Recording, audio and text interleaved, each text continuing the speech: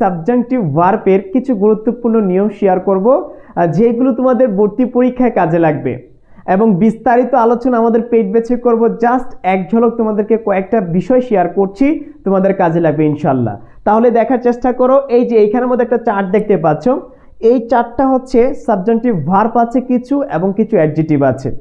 So এইখানের মধ্যে প্রায় 24টি ওয়ার্ড আছে অ্যাডজেক্টিভ এবং ভার্ব মিলে। সো এইগুলা যদি থাকে কোনো সেন্টেন্সে তাহলে তুমি ধরে নিবে এটা সাবজেক্টিভের ব্যবহার। প্রথমটা হচ্ছে সাবজেক্টিভ ক্লোজ, তারপর হচ্ছে দ্যাট ক্লোজ। সো আমাদের কাজটা হচ্ছে দ্যাট ক্লোজে শূন্যস্থান থাকবে সাবজেক্টের পর, সেই শূন্যস্থানটাই ব্যবহার করাটা হচ্ছে আমাদের মূল বিষয়। আমাদের যে নিয়মটা এখানে স্ট্রাকচার দেওয়া আছে, রাইট? সো আমি উদাহরণটা তোমাদেরকে বুঝিয়ে দিচ্ছি, একটু খেয়াল করো। We asked that he listen carefully to the directions. So একটু খেয়াল করো, এই যে উই আস্কড এটা হচ্ছে সাবজেক্টিভ ক্লোজ 1 এবং তারপর হচ্ছে দ্যাট ক্লোজ, অলরাইট? দুইটা ক্লোজ। সো আমাদের কাজ হচ্ছে দ্যাট ক্লোজে, মানে এই যে ভার্বের জায়গায় তোমাকে শূন্যস্থান দিবে, তোমাকে বাছাই করতে হবে যে চারটা অপশন থেকে সঠিক ভার্ব কোনটি হবে।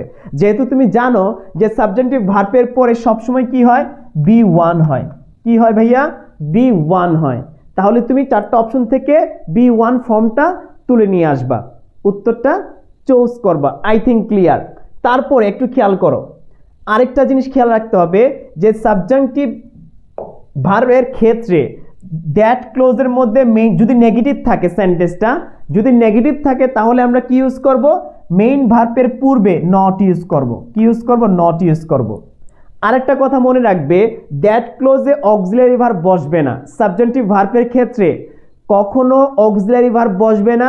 যদি অক্সিলারি ভার্ব বসাতে হয় তাহলে শুধু আমরা বি বসাতে পারবো। কি ব্যবহার করতে পারবো? বি ইউজ করতে পারবো। Am is are was were এর পরিবর্তে কি ইউজ করতে পারবো? বি ইউজ করতে পারবো। আশা করি বুঝতে পেরেছো। তাহলে আমরা একটু দেখার চেষ্টা করি। দেখো, এই যে এখানে একটা নোট দেওয়া আছে, এই নোটটা একটু দেখে নিবা প্রত্যেকে। নোটটা যেটা আমি বলছিলাম যে সবসময় বেস ফর্ম হবে সাবজেক্টিভ ভার্বের ক্ষেত্রে। তারপরে একটু দেখার চেষ্টা করো, এই যে নটের ব্যবহারটা যদি নেগেটিভ হয় বাক্যটি, তাহলে আমরা কি ইউজ করব? মেইন ভার্বের পূর্বে নট ইউজ করব। নট ইউজ করবো, এইটাই মেইন বিষয় আর কি রুলসের। এই যে এখানে বলা আছে দেখো, নটের পূর্বে অক্সিলারি ভার্ব ব্যবহার হবে না, যেটা বলছিলাম আর কি, একটু মাথা রাখবে। তারপর এই যে দেখো, উই প্রপোজড দ্যাট। সো এটা হচ্ছে সাবজেক্টিভ ক্লোজ, আমাদের কাজ হচ্ছে দ্যাট ক্লোজে এই জায়গায় শূন্যস্থান থাকবে। সো সঠিক ফর্মটা তোমাকে বাছাই করতে হবে। সো তুমি বুঝতে পারছো, যদি সেন্টেন্সটা নেগেটিভ হয় মেইন ভার্বের পূর্বে নট থাকবে। নেক্সট, তারপরে একটু খেয়াল করি, আমরা প্রত্যেকে মন দিয়ে দেখি। সাবজেক্টিভ ভার্ব দ্যাট ক্লোজে যদি বি ভার্ব বসাতে হয় বা বি ভার্ব থাকে তাহলে তুমি কি ইউজ করবা? শুধু বিটা নিয়ে আসবা, অলরাইট? শুধু বিটা নিয়ে আসবা। দেখো, ইট ইজ ইম্পারেটিভ, এই যে ইম্পারেটিভ অ্যাডজেক্টিভ। সো এই অ্যাডজেক্টিভটা থাকলে তোমাকে ধরে নিতে হবে এটা সাবজেক্টিভ ভার্বের নিয়ম। এবং দ্যাট ক্লোজের মধ্যে আমরা এই জায়গার মধ্যে অক্সিলারি ভার্বের পরিবর্তে শুধু ভি ইউজ করব আমরা। আশা করি বুঝতে পেরেছো, ভেরি ইম্পর্টেন্ট। সো এই জায়গার মধ্যে শূন্যস্থান দিবে, তোমাকে চারটা ভার্ব দিবে, সেখান থেকে তোমাকে চুজ করতে হবে। ম্যাক্সিমাম স্টুডেন্ট চুজ করবে ইউ আর, রাইট? ইউর পরে কি ইউজ করবে? আটটা বসিয়ে দিবে। আটটা বসিয়ে দেওয়া মাত্রই তোমার একটা মার্ক চলে যাবে, নাই হয়ে যাবে।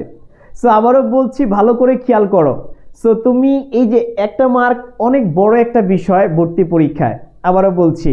সো 1.25 জন্য হাজার হাজার স্টুডেন্টের কাছে মানে স্টুডেন্ট পিছিয়ে যায় জাস্ট 0.25 কারণে, ফেল করে, অলরাইট? চান্স হয় না অল্প সামান্যর জন্য। সো তোমার দায়িত্ব হচ্ছে এই খুঁটিনাটি বিষয়গুলো, গ্রামারের ছোট ছোট বিষয়গুলো একটু সচেতনভাবে স্টাডি করা, যেন পরীক্ষায় প্রপারলি অ্যাপ্লাই করতে পারো ভাইয়ারা আপুরা। সো আশা করি বুঝতে পেরেছো। একটু খেয়াল করো, দ্যাট ক্লোজে এই যে দেখো am is are was were থাকলে কি ইউজ করতে হবে? আমাদের বি ভার্ব ইউজ করতে পারবা। আশা করি বুঝতে পেরেছো প্রত্যেকে। যারা যারা দেখছো, আমার মনে হয় এই নিয়মগুলো যদি একটু মাথায় রাখতে পারো, ট্রাস্ট মি, তুমি ভালো করবা। আর সবচেয়ে গুরুত্বপূর্ণ পার্ট হচ্ছে ইংরেজি গ্রামারের মধ্যে ভাইয়া যেগুলো শেয়ার করছি প্রতিনিয়ত, আমি ওই মানে আরেকটা ভিডিওতে দেখিয়েছি পজিটিভ ভার্বের নিয়ম, আজকে আমি সাবজেক্টিভ দেখাচ্ছি। আমার প্রত্যেকটা গ্রামারের ভিডিও যেগুলো ভর্তি পরীক্ষার জন্য অত্যন্ত জরুরি এবং গুরুত্বপূর্ণ, সেইগুলোই ভাইয়া শেয়ার করি তোমাদের সাথে। সো মন দিয়ে ভিডিওগুলো দেখতে হবে। তারপরে একটা বিষয় আছে, ভালো করে দেখার চেষ্টা করো, একটু ভালো করে দেখার চেষ্টা করো। দেখো সাবজেক্টিভ ভার্বে দ্যাট ক্লোজ না থাকলে, যদি দ্যাট ক্লোজ না থাকে, কি না থাকে ভাইয়া একটু খেয়াল করো, দ্যাট ক্লোজ যদি না থাকে তাহলে আমরা কি ইউজ করব? ইনফিনিটিভ ইউজ করব। কি ইউজ করব? ইনফিনিটিভ ইউজ করব। এই জায়গার মধ্যে খেয়াল করো যে সাবজেক্ট এবং সাবজেক্টিভ ভার্ব এরপরে যদি দ্যাট ক্লোজ না থাকলে আমরা ইনফিনিটিভ ইউজ করব, আর দ্যাট ক্লোজ থাকলে ওই যে নিয়মটা দেখিয়েছি সেই নিয়মে আমাদেরকে ব্যবহার করতে হবে, ইউজ করতে হবে। সো দুইটা নিয়মে দেওয়া আছে, we are, him, to live, infinitive use করা হয়েছে। ভালো করে খেয়াল করো, যদি তুমি দেখো যে এই জায়গার মধ্যে কি আছে, সাবজেক্টিভ ভার্ব দেওয়া আছে কিন্তু দ্যাট ক্লোজ দেওয়া নাই, তাহলে তোমাকে চট করে ইনফিনিটটা নিয়ে নিতে হবে। আর যদি দেখো যে দ্যাট ক্লোজ আছে তাহলে সাবজেক্টের পরে তোমাকে বি ওয়ানটা নিতে হবে, অলওয়েজ বি ওয়ান মাথায় রাখতে হবে। আশা করি বুঝতে পেরেছো। নেক্সট, তারপরে আরেকটা বিষয় আছে, খেয়াল করো ভালো করে, নিয়ম আছে অনেকগুলো, আমি কয়েকটা বিষয় শেয়ার করছি তোমাদেরকে যেইগুলো অত্যন্ত জরুরি, শুধু মনে রাখার চেষ্টা করবে।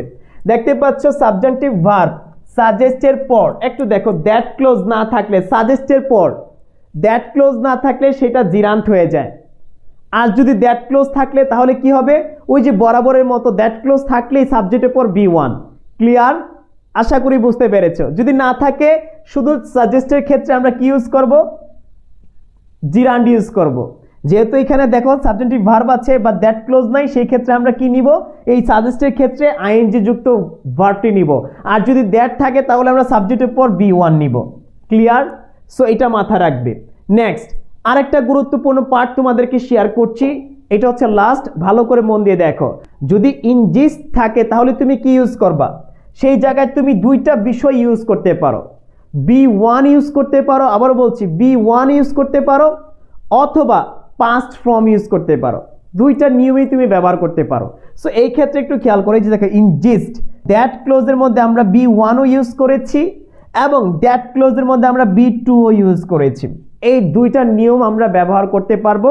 আশা করি বুঝতে পেরেছো। যারা যারা এই ভিডিও দেখছো অবশ্যই একটু ভালো করে খেয়াল রাখবে, এবং অত্যন্ত গুরুত্বপূর্ণ প্রিয় শিক্ষার্থী তোমাদের জন্য, অ্যাডমিশনের জন্য। সো আমি আছি তোমাদের পাশে, সবসময় তোমাদেরকে সাপোর্ট দিব, গাইডলাইন দিব, ইনশাল্লাহ ভালো কিছু হবে সামনে। সেই প্রত্যাশায় আজকের মতো বিদায় নিচ্ছি। দেখা হচ্ছে পরবর্তী ভিডিওতে। ভালো থাকো, সুস্থ থাকো। আসসালামু আলাইকুম।